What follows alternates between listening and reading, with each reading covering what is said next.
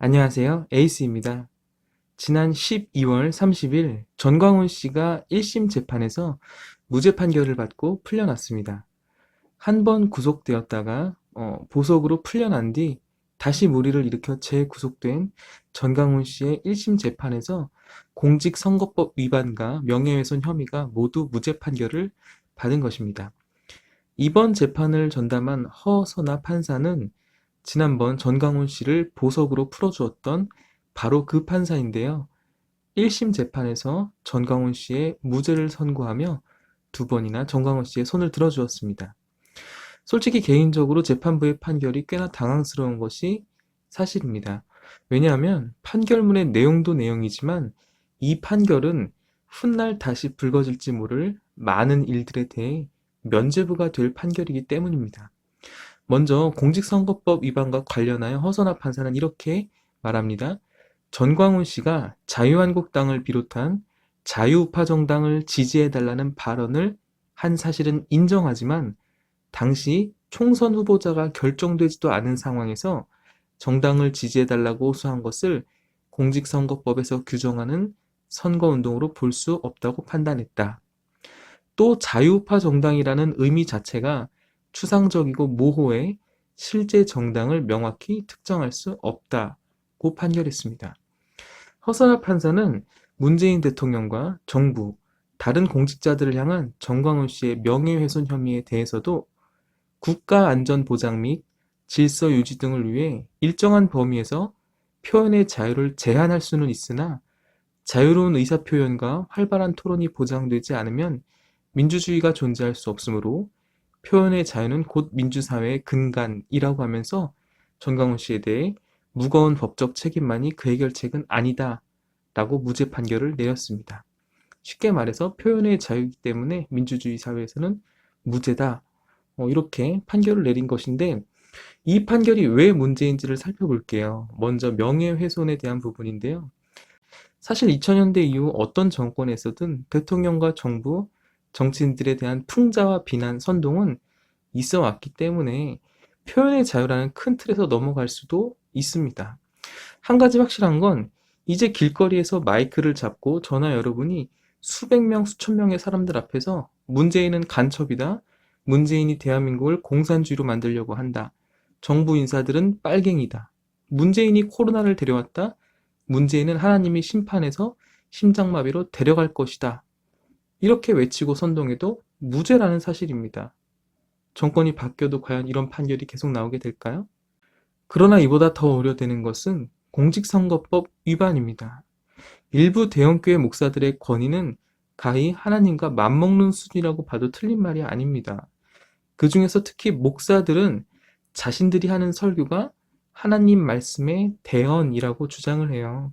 하나님의 말씀을 목사들이 대신 전달한다는 것이죠. 그런 목사들이 강단에서 하는 설교는 당연히 순수한 성도들에게 미치는 영향이 대단히 큽니다. 개신교에서는 설교라고 하지만 가톨릭, 천주교에서는 보통 강론이라고 표현을 합니다. 가톨릭의 사제들이 강론을 할 때 마치 책을 읽듯이 매뉴얼대로 전하는 것을 보게 되는데 카톨릭도 역시 강론은 하나님의 말씀의 대언이라는 생각을 갖고 있기 때문에 사제 개인의 생각과 주장을 담지 않기 위해서 상부기관에서 권장하는 일종의 매뉴얼에 따라 강론을 하는 것이래요. 그러나 개신교는 그렇지가 않죠. 개신교는 개교의 중심주의가 강하고 목사들 개인마다 설교의 스타일이나 메시지, 내용이 천지차이입니다. 그들이 주장하는 대로 목사의 설교가 정말로 하나님의 말씀 대언이라면 목사들은 설교를 할 때 개인의 생각이나 감정은 최대한 배제해야 하는데 일부 목사들의 설교는 선동을 넘어 언어폭력을 가하는 수준까지 이릅니다. 대표적인 예들은 헌금과 관련된 설교, 쓰나미, 세월호 사건과 같은 재해에 대한 발언들, 코로나19에 대한 목사들의 설교예요. 예를 들어 11조를 안 하면 암에 걸린다라는 식의 설교들, 저주와 심판으로 협박해서 헌금을 많이 뜯어내는 협박 설교도 빼놓을 수가 없죠. 그러면서 나는 돈을 안 좋아하지만 하나님이 돈을 좋아한다. 이런 궤변을 목사들이 강단에서 하고 있기도 합니다. 이런 내용들이 하나님의 말씀의 대언이라면 기독교를 믿을 사람이 얼마나 될까요? 이런 망언들은 기독교 교리도 하나님 말씀도 아니고 그냥 목사의 개인적인 생각이에요. 그 중에 가장 빼놓을 수 없는 것이 정치적 발언인데요. 이미 많은 사례들이 보도가 되었어요. 특정의 정당을 뽑으라는 식, 빨갱이 타령하는 색깔론, 타종교 비하 발언, 차별금지법과 교회 탄압이라는 프레임을 씌워가며 현 정부에 대한 음모론을 전하는 것도 서슴지 않습니다. 전광훈 씨에 대한 이번 재판부의 무죄 판결은 교회에 이런 모든 위법행위, 부정행위에 면죄부를 준 것이에요. 앞으로는 교회들이 이런 모든 행동을 해도 무죄라는 것입니다. 특정 후보자가 등록되기 전이라 불법 선거운동이 아니다? 우파 정당의 의미가 추상적이고 모호해서 선거법 위반이 아니다? 우리나라에 우파 정당이 여러 개가 있는 것도 아닌데 상식적으로 납득하기가 어려운 판결입니다. 총선 이전에도 그 이후에도 전광훈 씨의 정치적인 발언은 수년간 계속되어 왔는데 그 모든 발언들에 대해서 법적인 책임을 묻지 않겠다고 사실상 재판부가 묵인 승인을 해준 셈이죠. 이제는 목사가 선거 전에 강단에서 특정 정당을 지지해도 죄가 되지 않고 빨갱이 운운하는 색깔론, 부정선거 같은 음모론을 마구 퍼뜨려도 무죄라고 재판부에서 공식적인 인정을 해준 판례를 남긴 것입니다. 그렇다 보니 전광훈 목사는 무죄 판결을 받고 석방이 되자마자 기자회견을 열어서 또다시 정치적 발언들을 쏟아내고 있습니다. 그로 인해 또다시 피곤해하는 국민들이 많이 생길 것 같습니다. 여러분들은 어떻게 생각하시나요? 이번 코로나 사태로 한국 개신교의 민낯이 언론을 통해 많이 공개가 되었지만 사실 개신교의 문제점은 어제 오늘 일만은 아닙니다. 종교의 문제를 언급하는 것은 민감한 주제이기 때문에 굉장히 조심스럽지만 코로나 사태와 전광훈 씨를 보면서 많은 기독교인들이 견지하고 있는 5가지의 잘못된 인식과 태도에 대해서 언급을 좀 해보고자 합니다. 이것을 단순히 제가 기독교를 공격한다거나 비난하려는 목적이 아니고요. 상생과 배려에 대한 정중한 요청이라고 생각해 주시면 감사하겠습니다. 첫 번째입니다. 교회 내의 문화와 언어를 사회에서 통용시키려고 한다는 것입니다. 대한민국은 법적으로 개인에 대한 종교의 자유, 신앙의 자유를 허용합니다. 그러나 각 종교의 문화가 다른 만큼 종교 내에서 통용되어야 할 부분과 사회에서 통용될 수 있는 부분은 엄연히 구분이 되어야 해요. 조금 다르게 표현하면 종교 안에서의 고백적 언어와 사회적 언어는 구분되어야 한다는 말입니다. 종교의 고백적 언어는 예를 들면 이런 것이에요. 내가 큰 병 혹은 감기에 걸려서 고생했는데 하나님이 치료해 주셨다. 또는 대한민국은 선교사들이 세운 나라이다. 또 크리스천들이 기도하고 있기 때문에 우리나라는 망하지 않는다.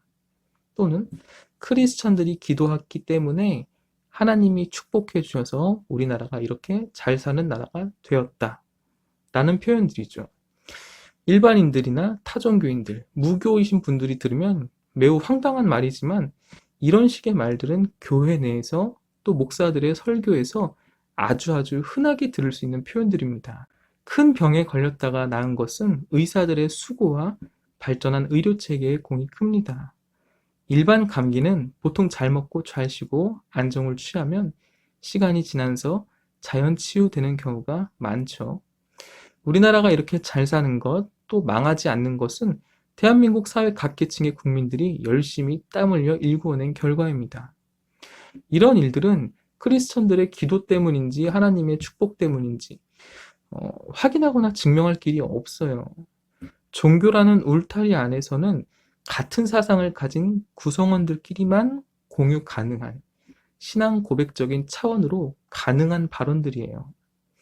이런 종교계의 고백적 언어들을 분명히 사회의 통념과 다르며 고백적 언어는 교회에서만 사용이 되어야지 사회적으로 이런 것들을 관철시키려고 한다면 혼란과 반감이 커질 뿐입니다. 그 대표적인 예가 과거 이명박 전 대통령이 서울시장 재직 당시에 서울시를 하나님께 바치겠다고 한 발언들, 인도네시아에서만 13만 명이 사망했던 2004년 쓰나미 사건 당시 크리스마스 날 주일날 놀러가서 하나님의 심판을 받았다고 설교한 목사의 발언, 코로나 바이러스는 하나님의 심판이라는 발언 등이 이런 예입니다. 두 번째인데요. 이기주의, 독선주의, 그리고 배려심 부족입니다. 유일신을 믿는 종교는 태생적으로 이기적일 수밖에 없어요. 자신들이 믿는 신만이 유일한 신, 하나밖에 없는 신이라고 믿는 교리는 바꿔 말하면 다른 종교, 다른 신들은 가짜라는 것이기 때문에 외부인들이 보기에 이기적으로 비춰지는 것은 당연합니다. 그런 의미에서 종교라는 부분으로만 범위를 국한할 때 이기심이란 내부 결속과 강한 신앙심이 수반되기에 꼭 나쁘다고만은 할 수 없을 거예요. 그러나 그것은 어디까지나 종교적 교리의 입장에서 이해되어야 될 부분이지 종교인들의 태도에서 그 이기심이 나와서는 절대로 안 됩니다. 이것은 기본적으로 모든 사회 구성원들과 타 종교인들에 대한 배려예요. 세상 모든 사람이 같은 종교를 갖고 있지는 않잖아요. 이 선을 넘으면 종교는 폭력이 되고 이기심을 넘어 독선, 독단이 되고 맙니다. 그 대표적인 예가 당국이 여행 금지국으로 지정한 위험한 나라로 굳이 찾아가서 선교를 한다든지 불교의 사찰 혹은 타종교의 시설이나 기물을 훼손한다든지 타 종교인들에게 종교를 강요하거나 무례하게 구는 행위들, 예수천당 불신지옥이라는 문구를 내세워서 사람들을 심리적으로 협박하고 불쾌하게 하는 등의 행위를 말하죠. 이건 종교를 떠나서 기본적으로 너무 배려가 없는 행동으로 비춰질 수가 있습니다. 교리적으로 이해를 못하는 바는 아니지만 꼭 전도를 그런 방식으로 해야 하는지는 의문이에요. 전도라는 순수한 신앙심은 가려진 채 배려가 부족해도 너무 부족한 모습들만이 부각되기 때문이죠. 만약 우리나라의 불교가 또는 우리나라의 이슬람교가 일부 소수 종교가 작금의 기독교와 같은 발언을 했다고 해봅시다. 과연 기독교계에서는 어떻게 반응할까요? 불교를 믿는 서울시장이 나와서 서울시를 부처님께 봉헌하겠다는 발언, 혹은 서울시를 알라신께 바치겠다는 발언을 했다고 해봅시다. 과연 한국 기독교계에서 어떻게 나올까요? 또는 불교인들이, 이슬람교인들이 교회 건물에 십자가를 꺾고 부셨다고 한번 가정해 봅시다. 기독교계에서 어떻게 반응을 보일까요? 거의 종교전쟁급의 파장을 불러일으킬 것은 당연합니다. 자신들이 당하면 불쾌한 일을 기독교계는 너무 아무렇지도 않게 타 종교를 향해 하고 있는 것이죠. 유독 개신교만이 이런 문제들로부터 자유롭지 못한 것은 개신교 내에 분명히 이와 관련하여 잘못된 인식이 자리 잡고 있고 문제의식이 결여되어 있다고 볼 수 있는 부분입니다. 세 번째인데요. 일부의 문제라는 선긋기. 종교인과 관련된 사회적 문제가 터지는 비율을 보면 개신교의 비중이 압도적으로 높습니다. 가톨릭과 불교가 완전히 깨끗하다, 문제없다라고 말할 수는 없겠지만 개신교의 부정부패, 위법행위의 비율은 종교인들 중에서도 매우 높은 수준입니다. 그런데 교회 내에서 반성하는 자성의 목소리는 거의 들어볼 수가 없어요. 교계의 사건, 사고와 문제를 대하는 교회의 반응은 모함이다, 일부의 문제이다, 정통교회가 아닌 이단의 문제이다 라는 식의 책임 회피, 현실 외면, 선긋기, 손절하는 반응이 거의 대부분인 것을 보게 됩니다. 그들의 말대로 일부일지 모릅니다. 사실일 수 있어요. 하지만 아무리 일부라지만 이 정도면 너무 많은 것 아닌가요? 성범죄 비율이 가장 높은 직업군이 목사이고 신뢰도가 가장 낮은 종교가 개신교인 것을 보면 그리 일부의 문제라고 가볍게 여길 문제는 아닌 것 같은데 그들에게서 반성의 목소리는 들어보기가 힘듭니다. 근데 놀라운 건 어찌된 일인지 성범죄를 저지르는 목사들은 처벌이 관대한 편이에요. 논문을 표절하고 설교를 표절한다 해도 처벌이 관대한 편입니다. 심지어 처벌을 안 받는 목사들도 많이 있는 것 같아요. 이러니 교계가, 목사들이 정신을 못 차리고 일부의 문제일 뿐이라고 꼬리 자르기 하면서 바뀔 생각은 안 하는 것일지도 모르겠구나 하는 생각이 들기도 합니다. 네 번째, 목사의 신격화. 원시 종교의 한 형태인 샤머니즘은 초자연적인 존재와 직접적으로 소통하는 샤먼을 중심으로 하는 주술이나 종교입니다. 유럽에서 종교개혁이 일어나며 카톨릭에서 개신교가 분리되어 나올 때 내세웠던 핵심 교리 중에 하나는 만인 제사장설이에요. 모든 신자들은 예수님을 통해 하나님께 직접 나아갈 수 있으며 제사장은 필요 없다는 것이 골자입니다. 교황이나 사제들과 같은 종교 지도자들의 권력화에 대한 도전, 교회라는 기득권에 대한 저항이었기에 그들을 저항자라는 의미의 프로테스탄트라고 불렀습니다. 그리고 이것이 지금의 개신교입니다. 그런데 한국의 개신교는 특이하게도 종교개혁 이전, 아니 샤머니즘으로 돌아간 것 같은 착각을 줄 정도예요. 쉽게 말하면 샤먼은 무당이거든요. 신과 가까운 무당을 통해 신과 접촉하듯이 한국의 개신교인들은 목사를 무당 삼아 하나님과 접촉하려는 것처럼 보일 때가 많아요. 그 증거는 목사들에 대한 과도한 충성, 신격화로 드러납니다. 정작 당사자들은 부정하겠지만 목사의 말이 곧 법이며 목사는 곧 하나님, 하나님의 대리인이라는 공식이 그들 내부에 존재하는 것처럼 보입니다.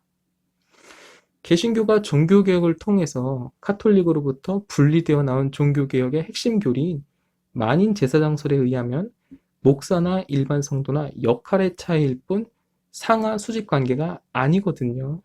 그러나 작금의 한국 개신교에서 목사의 권위는 종교개혁 시절 당시 카톨릭 사제들의 권위를 떠올리게 합니다. 적어도 교계에서, 특히 대형 교회일수록 목사의 권위는 상상을 뛰어넘습니다.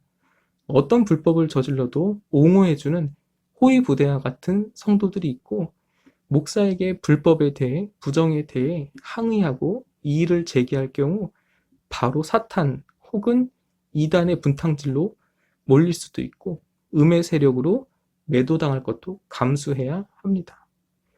기독교인들을 보면 때로는 저 사람들은 하나님을 믿는 게 아니라 목사를 믿는 것 같다는 생각이 들 때도 많아요.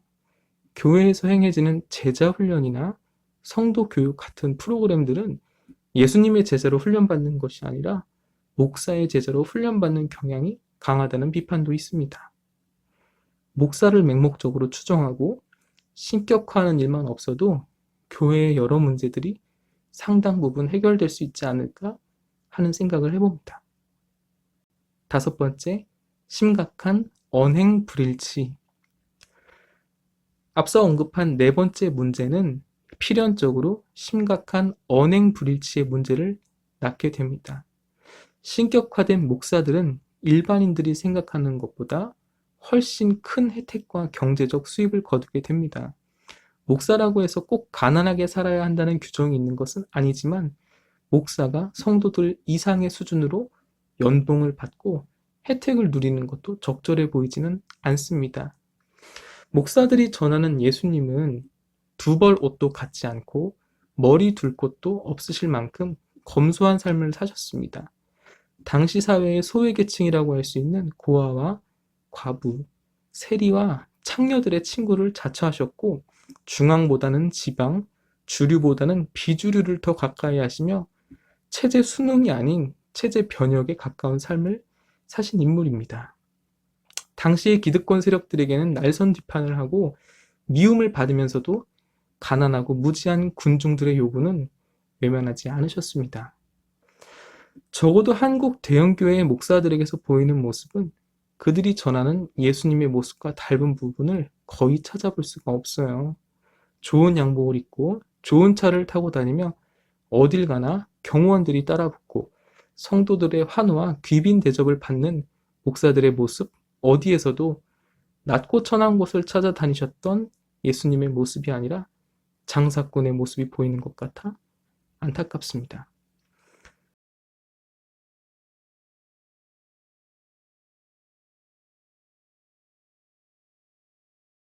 한 번도 권력과 결탁하지 않으셨던 예수님의 모습은 찾아볼 수가 없고 정권이든 어디든 힘 있는 사람들과 결탁하여 목소리를 내려는 목사들의 행보가 가증스럽기까지 할 정도예요. 그러나 이런 것도 서울 일부 중대형 교회의 이야기일 뿐이고 교회 간의 빈부격차도 매우 심각해서 소규모 교회들의 재정 상황과 운영 상황은 매우 어려운 형편이라고 하죠. 목사가 천국을 가면 천국에서 잔치가 벌어진다는 우스갯소리를 들은 적이 있어요. 목사가 천국에 가기가 어렵다는 말을 풍자한 것인데 정말 웃을 일만은 아닌 것 같습니다. 저는 사회적 무리를 일으킨 목사들이 하나님을 안 믿는다고 절대적으로 확신을 해요. 왜냐하면 하나님을 믿는 사람들이 그런 죄를 지을 리가 없으니까요. 이 외에도 안타까운 점들이 많이 있지만 가장 먼저 떠오른 것 5가지만 언급을 해보았습니다. 이런 개신교의 문제점이 잘 드러난 대표적인 예가 전광훈 씨와 얼마 전 큰 이슈가 되었던 스티브 유의 중대 발언 영상에서 잘 드러납니다. 전광훈 씨의 사회적 무리는 잘 알려진 사실이기 때문에 그의 주옥 같은 발언들 몇 가지만 사진으로 감상해보고 간단하게 넘어갈게요.